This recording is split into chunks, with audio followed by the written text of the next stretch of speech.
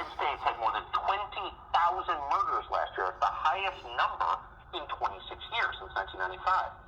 That rate was higher in the big cities. In Chicago, for example, murders increased by more than 50%. In New York, by 40%.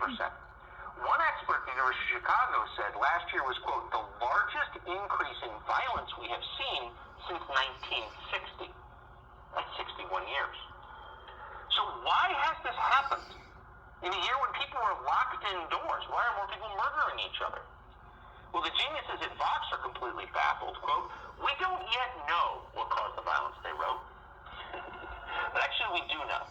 Crime increased because there were more criminals on the streets. Fewer people, but more criminals. Now, why were there more criminals on the street?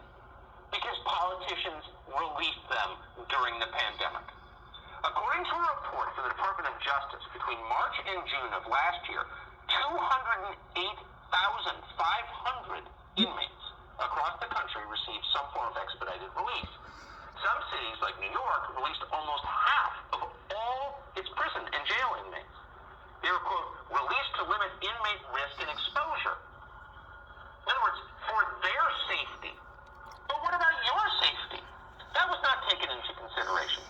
Apparently, they believed it would be better for society, better for all of us, if criminals get out of the streets. And if those criminals committed more crimes, like many thousands more murders, that was worth it.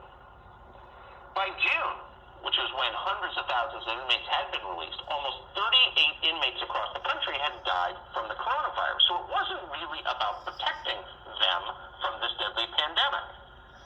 And of course, now that the coronavirus is winding down, you'd think politicians would stop releasing criminals onto the street, but they haven't stopped. They're no longer even using coronavirus as an excuse. Last month, the state of California announced that 76,000